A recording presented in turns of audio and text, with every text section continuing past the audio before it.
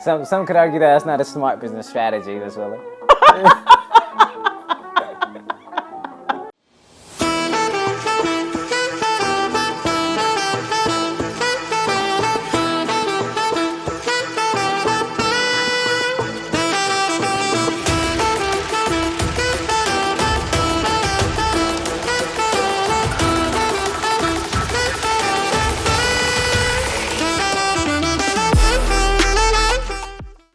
All right, we're here today with Willa, owner of Willa's Books and Vinyl. Yes. Please introduce yourself to our audience and what you do. I am Willa Robinson, and I own Willa's Books and Vinyl. I am I used to be a collector of books. I got saved during the 70s, and I would go looking for books on the Holy Spirit, which is one of my favorite subjects of the Bible. And when I would go, I would see black books, and so that began my passion in looking for black books about black people, books written by black people, and all. Okay. So all of the books that are here in your store are written by black authors? 95% of them Okay. are written by black authors. Did you see that as you were trying to start this bookstore as something that maybe needs to be brought to light? That was never my intention to have a bookstore. Really, I started out being a collector. Right. And during that process, I had so many books all over the house and everywhere. And my husband said, "What are you going to do with all these books?" So I had a friend, she dealt in African art, and she said, "Let's open a store." And so once something get in me, that's what we started looking for a place. And in 2007, we found a place and opened Willa's Books and African Art or something like that. I can't remember what her deal was. But that only lasted in 2007, I think in 2009 she pulled out, and so that left me with the store. It was a struggle. So in 2012, I closed Willa's Books and put all of my books in storage. My heart was broken because that was just, it began to be a passion. So in 2015, somebody told me about this place up on 63rd in Woodland, and so I opened a little place just for a few books and a few records. And that is the beginning of all of this. All of this. Well, so the business partnership that you had with that lady, it fell apart, and did you find vinyls and your passion for music the perfect? Well, this is how the music came about. Books have always been the foundation of my store. Wanting young people to see them, really black people, young black people, to see themselves in books. I used to sell books to Afrocentric schools, and you would go in and they would have just a few books for young black kids. And so I started ordering books that depicted young black kids in. And so that's where I started. That's why I started just doing the book thing. Well, when I had the store in 2007, there were people that would come up and say, "Well, you want to buy these records?" And they were practically giving them away at that time. They're not doing that now. Right. Because everybody was into the CDs. And I got to know there were 3 men, a white guy and 2 black guys that come in. They would come in and look at my records. And then they told me, you really don't know what you're doing selling records, because I would undersell the records. So they would tell me what was, how much this record would be. This record, they not buying this record. You got too many of these records. And so they schooled me on vinyl. And so that's why I got into vinyl. Into vinyl. Well, just going back to the books, do you think, what book was the first book that you saw and said, or maybe ignited your passion for books? What was the first book that struck a chord with you? Well, there were books like the Salvation Army there on 10th and Tracy. They used to have such wonderful books that would come in. And there was a book called 12 Million Voices. 12 Million Voices. And this book was about, it was a picture book about black people and how they were living and the poverty that they were in. It was written by Richard Wright. And that ignited something in me I didn't know that there were so many black writers until I started collecting books. And then you learn, I started getting books on books, and you find out the value of books. If you're into any kind of collectible stuff, you need to know the value. And so I learned how to find the value. And then in the back of a lot of black books are bibliographies. I mean, I think they tell you what books are. Like Langston Hughes, they would have a list of his books, and Richard Wright, and so you start looking for books. And I would go to all kinds of book sales, like all over the city, and then there were times when I would go outside of the city. It became a addiction, books, black books. And I found some wonderful books. And then I became acquainted with people that they were hunters. They hunted for books. And if they knew that you bought these books, they would come to you and sell those books to you. I had this one guy, he brought me some of the most beautiful books. I still got them.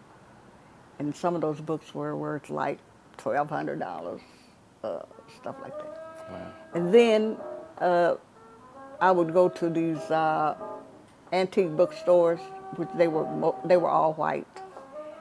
But when they know what you're looking for, they would say, "Have you seen this? Have you seen that? Do you have this?" And this particular bookstore introduced me to County Cullen, who was a Harlem Renaissance poet. Never heard of it. But they introduced me to that.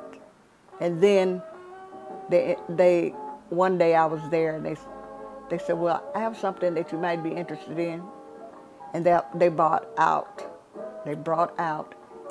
a Black Sambo book. I said, "No, I don't want that." Are you familiar with Black Sambo? No, tell me, please.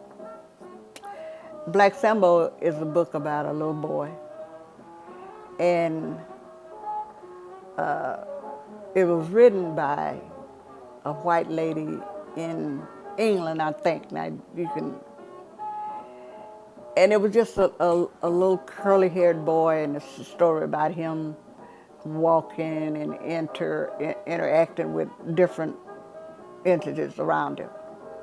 Well, when the book comes to the United States, the boys, he's got big lips, red lips, and all of that kind of stuff.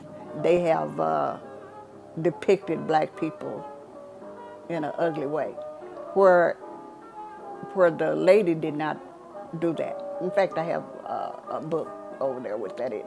But I didn't want that. And then I decided, okay, that's a part of our history. So those were the first couple of books that you found very interesting, and it kind of started this, like you said, addiction of collecting books written by black authors. Who followed them? Who were the authors that stood out to you? Well, you bought anything that that you thought that was black. And sometimes you didn't buy books because you didn't think they were black, but they were. Ellison, Ralph Ellison, he wrote The Invisible Man. Do you know anything about that? No. He was awarded the American Award for books, but this was a black guy, and he wrote The Invisible Man. Then there was Richard Wright. Then there was Langston Hughes, Paul Laurence Dunbar. You know anything about him? No, ma'am. I feel horrible saying no, no, no. But But Booker T. Washington. Booker T. Washington? Yeah. These were wonderful collectible books. Books that I had not been exposed to when I was in high school. My sister said, well, they had them there. They just didn't expose me to it, but she got to read them because they had a library. But I don't know why I never read those books. But those were books that piqued my interest. I mean, there's a lot more, like Gwendolyn Brooks. She won a Nobel Prize for poetry or something like that. And then you have, in the later years, you have like Toni Morrison, who won a Nobel Peace Prize for fiction. Yeah, fiction. The woman is an extraordinary woman. Well, she's dead now, but she was extraordinary. One day you ought to look at, they did a documentary on her that says Pieces of Me. All right, I will call you at 1 p.m. And again, thank you, ma'am. Your bookshop looks amazing. I can't wait to talk to you about it. Okay, thank you. Thank you. Bye-bye. You're getting all the attention as well. That's good. That's very good. I can't believe I even documented this right now. Yeah. And where is he from? From NPR? KCUR. KCUR. Yeah, which is NPR. NPR right here. Mm-hmm. What kind of piece does he want to do with you? Like a written piece, probably, right? Written. Mm-hmm. It's gonna be good. This is publicity, and that's what you were telling me initially. And it's like people don't really know about this book, and I heard it, like I said, through a lady who did the slang-a-lang game. It's a full Black history education for all. Mm-hmm. But tell me, how is this making you feel that attention is coming towards something that you've been fostering and really been passionate about for? Well, it's good. And I get them sometime, but it doesn't really push the books. It hasn't. I don't know why it hasn't. You know what I'm saying? Mm-hmm. You'll get this publicity for a while, and then it dies away. Mm-hmm. But books educated me. After I went to college for a semester, and I was going to be a secondary educator or something like that. But I ended up getting married and never went back. But books opened up a whole new thing for me. The stuff that I didn't learn in Arkansas in high school. When I came to Kansas City, there were I never got an Ebony magazine when I was living in Arkansas. Ebony came out in 1952. No, Ebony came out in 1945. The first issue came out in 1945. I was born in 1941. But my daddy was an avid reader. He was an avid reader. He read everything. So so I could read, whenever he brought anything home, he'd have a magazine in his back pocket. He'd have a newspaper in his back pocket. Anything, and when he didn't have that, he would read the Bible. But never an Ebony magazine. I never did understand that. Maybe they didn't sell them where I was.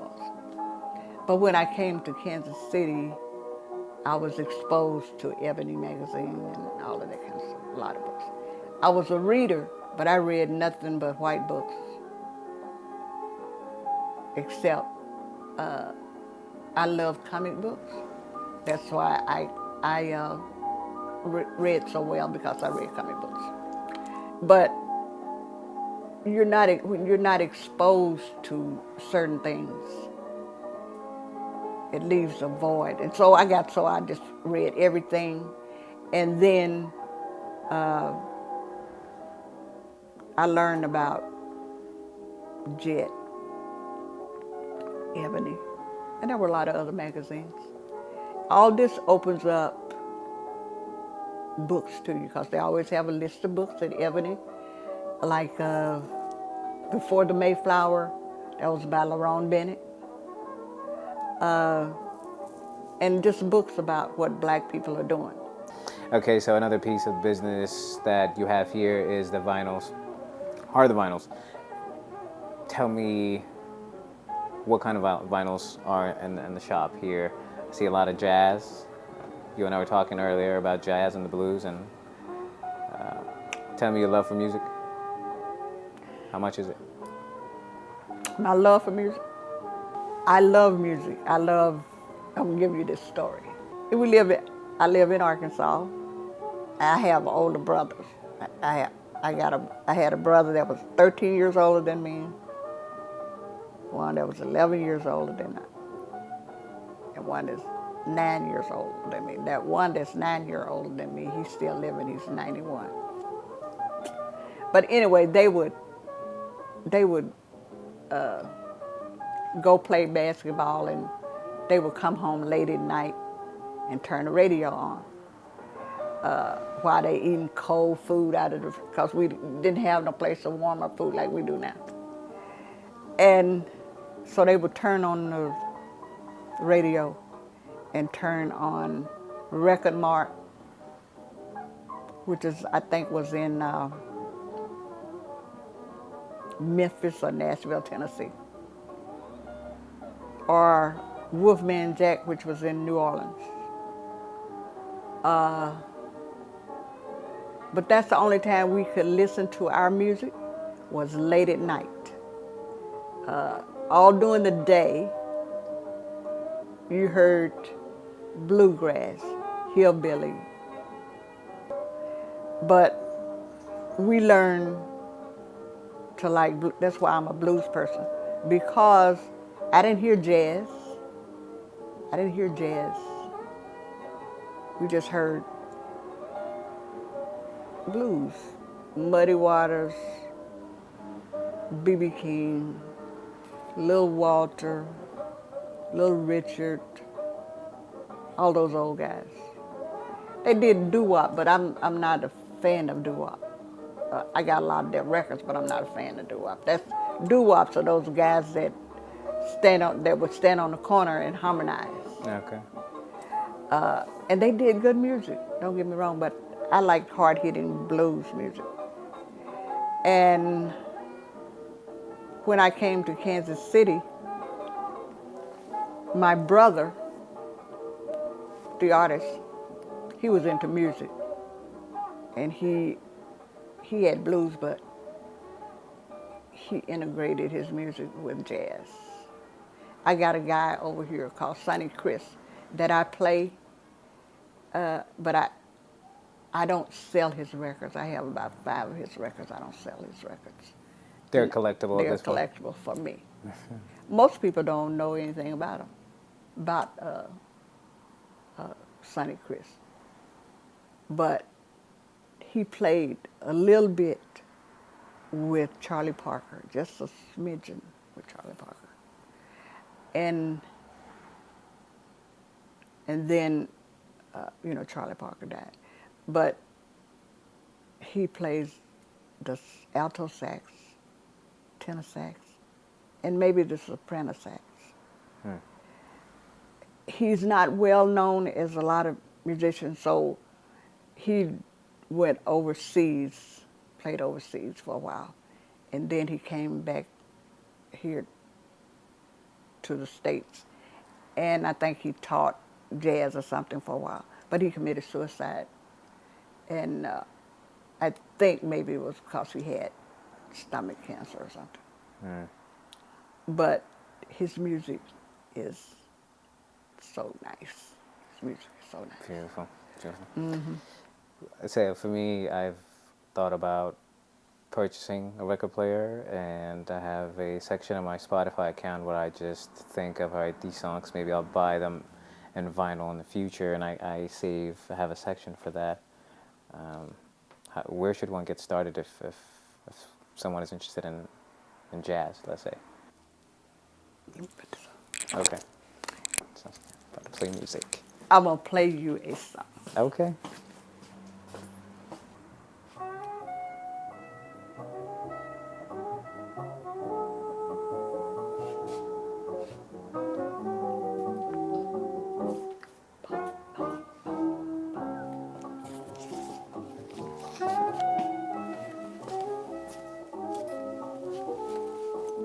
Sonny Chris?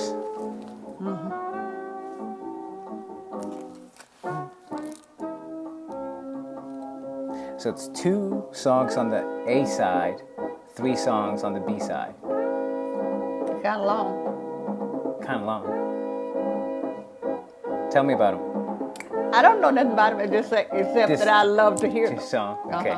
Let me see what the name of it. Okay. Chris Craft. That's what it says up there.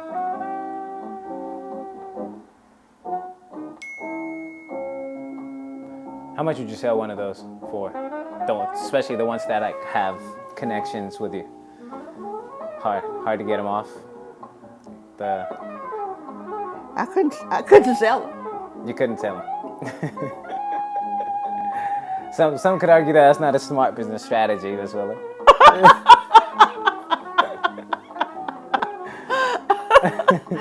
But these are just mine. Yeah, I love it though. But So maybe getting started with him. yeah, I would start with Sonny Chris. Sonny Chris. I don't know Sonny of Chris. anything any better than Sonny Chris. As a start. Okay. No, certainly. I'll when I drive from here, that's what I'll be playing for the rest of the day. I promise you that I'll do that. Okay. So let's talk business. Okay, How's business? bad. Okay. Right now it is bad. The last month or so it has been bad. No, not last month or so. The last 3 months or so it's been bad. Okay. The weather, the time of the year, is it consistent? Anything that you're picking up on? Or is it just a lack of exposure? People don't know about it. I mean, it's beautiful. Like, you just walk in and it could be, a good 15 minutes you can spend in here without even buying anything. You just look. I don't know what it is. I talked to other people and they said, well, a young man out in Johnson County, he said, Miss Willa, it's bad out here too.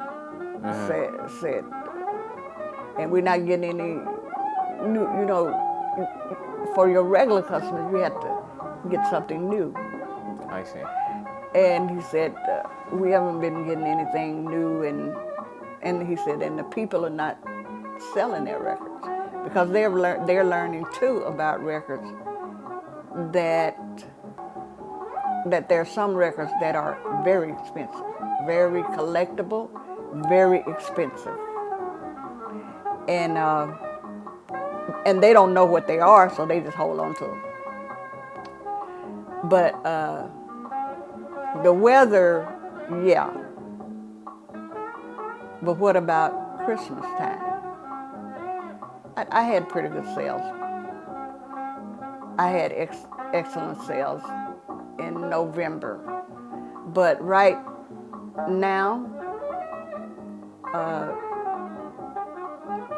Martin Luther King, I have very wonderful books about Martin Luther King. I got art about him and all of that, but nobody comes in to buy that. I don't know what it is, but What's your hope then? That people know more about it?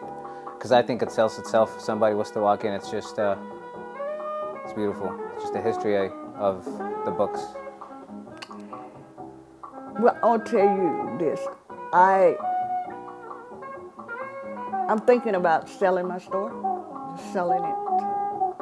I'm up in age now, but if someone come in and bought it, at first I said, well, they had to be interested in what this is about, black history, black culture, all that, and they'd have to want to pay me for what it's worth.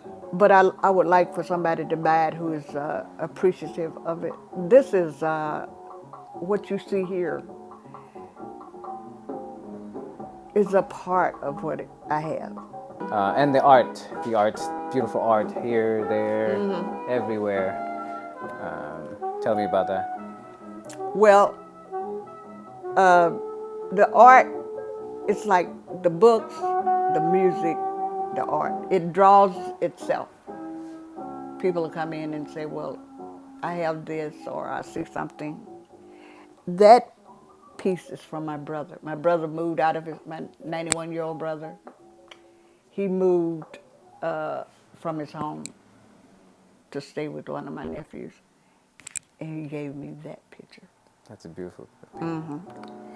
And then I have the Charlie Parker exhibit over here.